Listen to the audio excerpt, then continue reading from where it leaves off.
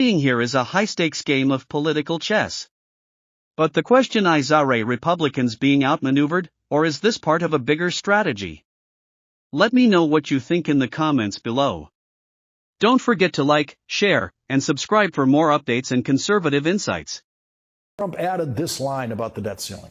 If Democrats won't cooperate on the debt ceiling now, what makes anyone think they would do it in June during our administration? Now, why would you need Democrats to vote for anything during the Trump administration? Republicans are going to control the House of Representatives. Republicans are going to control the Senate by very tiny margins.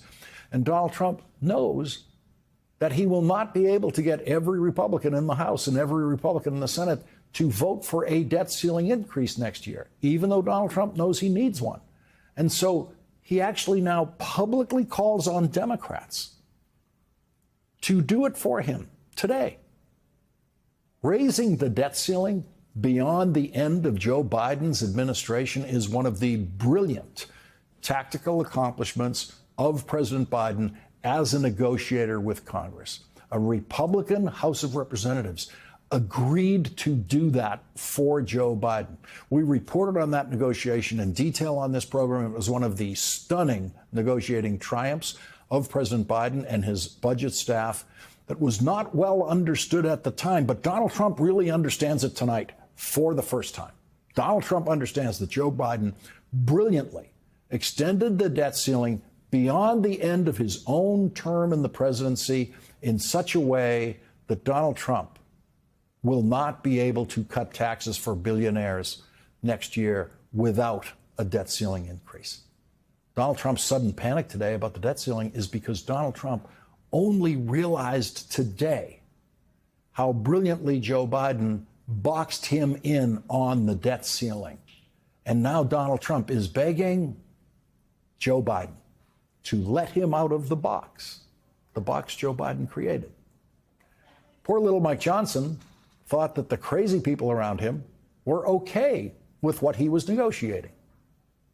I was communicating with Elon last night. Elon and Vivek and I are on a text chain together, and I was explaining to them the background of this. And Vivek and I talked last night about almost midnight, and he said, look, I get it. He said, we understand you're in an impossible position. Everybody knows that. Remember, guys, we still have just a razor-thin margin of Republicans, so any bill has to have Democrat votes.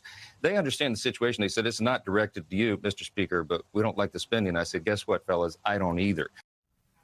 After Donald Trump desperately, in effect, today, publicly begged Joe Biden and the Senate's Democratic Majority Leader Chuck Schumer and the House Democratic Leader Hakeem Jeffries to let him out of the debt ceiling box by creating an entire new bill to replace the bipartisan bill that Chuck Schumer and Hakeem Jeffries negotiated with Mike Johnson.